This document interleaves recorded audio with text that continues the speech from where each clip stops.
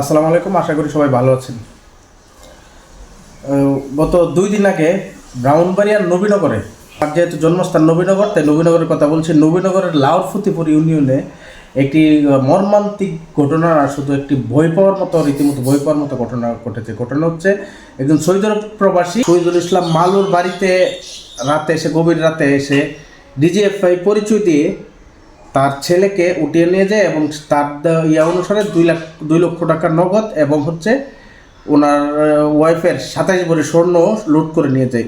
এটি মানে বাংলাদেশের যে বর্তমান প্রেক্ষাপট আছে, আইন শৃঙ্খলা পরিস্থিতি আছে, এটি ধরে নেওয়া যায় স্বাভাবিক ঘটনা। কিন্তু সবচেয়ে ভয় পাওয়ার মতো ঘটনা যেটি, যে শহীদুল ইসলাম মালু মিয়া গৌরঙ্গনা দেবনাথ অপু, যিনি কাল্যকণ্ঠের প্রতিনিধি, ওনাকে ফোনে বলেছেন, উনি যখন বই পেয়ে যখন একটু দূরে গিয়ে ওসি সাহেবকে ফোন দিয়েছেন যে আমার বাড়িতে এমন অবস্থা, ওসি সাহেব বলেছেন উনি ছুটিতে আছেন এবং উনি 2জন এসআইকে তাৎক্ষণিক পাঠিয়েছেন। একজনের নাম মন্নাফ, আরেকজনের নাম কি যেন আমার মনে পড়ছে না। যে 2জন এসআই সঙ্গেও 7-8 জন পুলিশ দিয়ে পাঠিয়েছেন।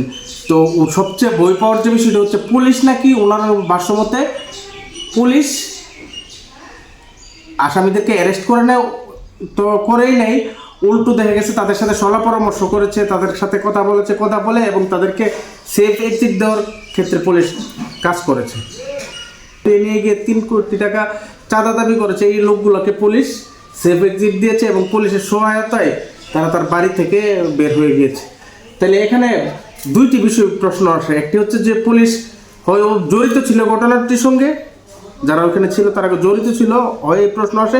যদি তাই হয় তাহলে তাদের বিরুদ্ধে এখনো তারা অ্যারেস্ট হয়নি কেন?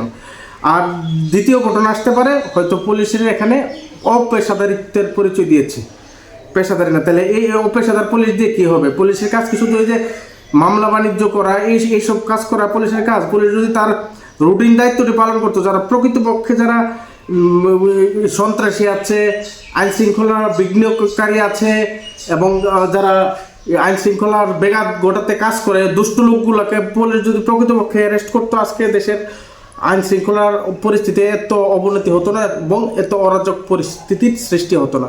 তাহলে মাননীয় প্রধান উপদেষ্টা ডক্টর মোহাম্মদ ইউনূস যে রিফর্মের কথা বলছেন, সংস্কারের কথা বলছেন, সবার আগে প্রয়োজন পুলিশ সংস্কার করা।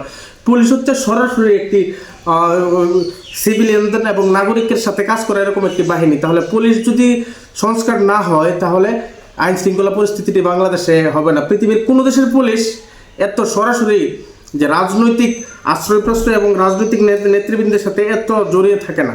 পুলিশের যে রুটিন ডিউটি আছে, পুলিশ যদি পেশাদারিত্বের সাথে কাজ করে তাহলে জনগণের জানমাল রক্ষা হবে এবং রক্ষক যদি বক্ষক হয়ে ওঠে তাহলে সমাজে বিশৃঙ্খলা হবে না। এই কথাটি শোনার পরে অনেক পুলিশ ভাই হয়তো আমার প্রতি রাগ করবেন।